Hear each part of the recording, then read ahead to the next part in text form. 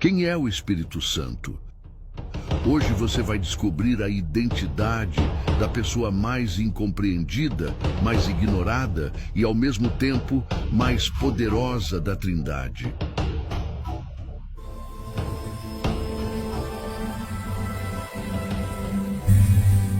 E o que vou te contar agora pode mudar completamente a forma como você vive sua fé.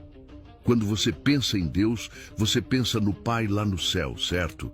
Quando pensa em Jesus, você consegue visualizar um homem que andou na terra, que abraçou pessoas, que contou histórias, que morreu na cruz. Mas e o Espírito Santo? A maioria das pessoas responde algo tipo, é uma pomba, ou é tipo uma força, ou ainda pior, não faço ideia. E sabe qual é o problema disso? Você está perdendo o melhor relacionamento que poderia ter. É como ter um melhor amigo que você nunca conversou. Como ter um superpoder que você nunca usou. Hoje eu vou te apresentar alguém.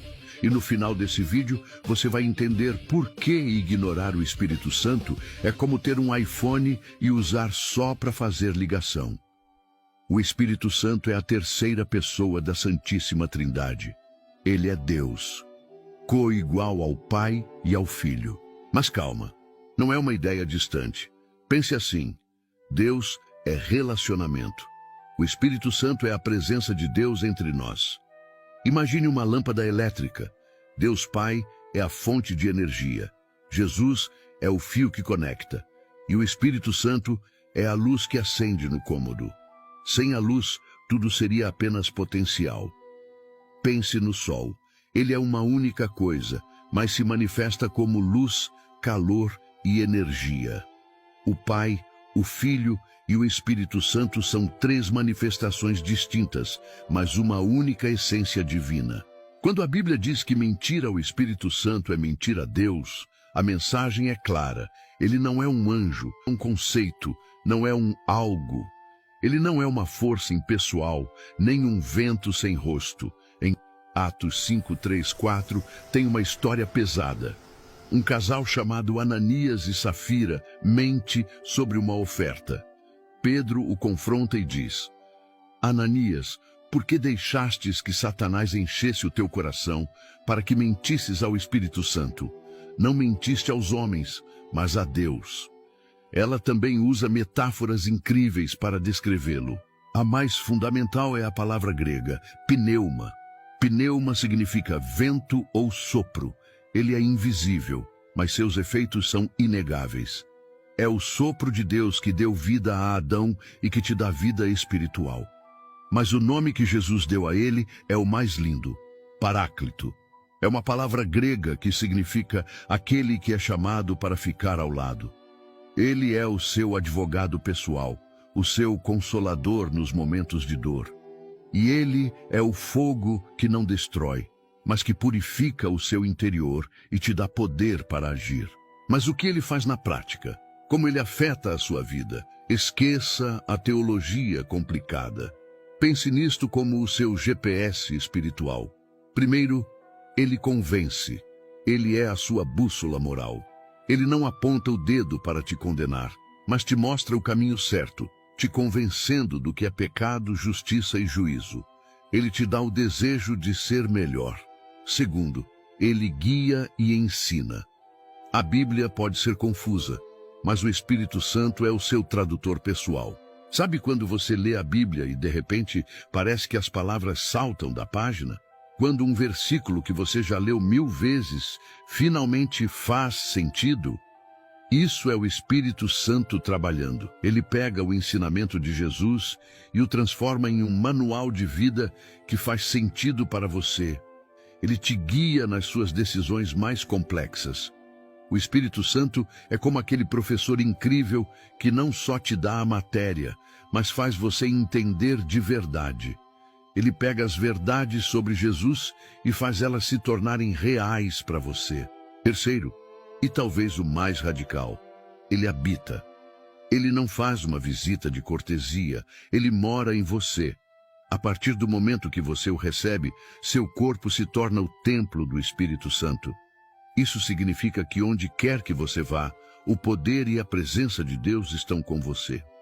Quarto, ele intercede. Você já quis orar, mas as palavras simplesmente sumiram? O Espírito Santo ora por você, com gemidos inexprimíveis. Ele é a sua linha direta com o Pai, garantindo que suas necessidades sejam ouvidas, mesmo quando você não consegue expressá-las. Ele não te dá apenas poder. Ele te dá, acima de tudo, caráter. Ele é o jardineiro da sua alma. Em Gálatas 5, 22, 23, lista o fruto do Espírito, que é o resultado visível de ter ele em sua vida. Amor, alegria, paz, paciência, amabilidade, bondade, fidelidade, mansidão e domínio próprio. Se você tem o Espírito, você tem que dar este fruto. Perceba, não é frutos, plural. É fruto, singular. É um pacote completo que o Espírito produz em você quando você deixa ele trabalhar. É tipo plantar uma semente de macieira. Você não precisa fabricar as maçãs. Você só precisa regar, cuidar e deixar a árvore fazer o que ela foi criada para fazer. E por fim, a capacitação, os dons espirituais. Ele te dá superpoderes espirituais, não para você se exibir, mas para servir e edificar o próximo. Seja operar em dons espirituais, profecias, curas, línguas, interpretação, ensino, discernir entre verdade e mentira, consolar alguém com as palavras certas. Ele te equipa para a missão. Em Atos 1:8, Jesus promete que os discípulos receberão poder através da vinda do Espírito Santo, capacitando-os a serem suas testemunhas. Como você pode conhecer o Espírito Santo pessoalmente? Aqui está a parte que muitos cristãos não entendem. Você pode ter o Espírito Santo morando em você, sem ter um relacionamento com ele. É tipo ter um companheiro de quarto que você ignora completamente. Ele mora lá, mas vocês não conversam. Então, como você desenvolve esse relacionamento? Passo 1. Reconheça que você precisa dele. Pare de tentar ser cristão na sua própria força. Admita, eu não consigo fazer isso sozinho. Eu preciso de você. Passo 2. Convide ele para agir. Simples assim. De manhã, antes de sair da cama, diga: Espírito Santo, eu te dou permissão para trabalhar em mim hoje. Me guia, me transforma, me usa. Passo 3. Preste atenção nele. O Espírito Santo fala, mas ele não grita. Ele sussurra. Aprenda a reconhecer. Aquele desconforto quando você está prestes a fazer algo errado. Aquela paz inexplicável sobre uma decisão. Aquele pensamento aleatório de ligar para alguém. Pode ser ele te direcionando. Aquela sensibilidade aumentada ao ler a Bíblia. Passo 4. Não o entristeça. Efésios 4:30. Alerta. Não entristeçais o Espírito Santo. Como você o entristece? Ignorando ele completamente, pecando de forma deliberada e repetida, rejeitando o que ele está te mostrando. Passo 5. Seja constantemente cheio dele. Efésios 5:18 diz: Enchei-vos do Espírito. No grego, esse verbo está no tempo presente contínuo. Não é seja cheio uma vez, é continue sendo cheio. Como? Adoração, oração, palavra, obediência, comunhão. Quanto mais você se expõe à presença de Deus, mais o Espírito Santo enche cada parte de você. Ele é o elo que conecta a fé que você diz ter com a vida que você realmente vive. Ele é a ponte entre o céu e a sua realidade. Então, quem é o Espírito Santo?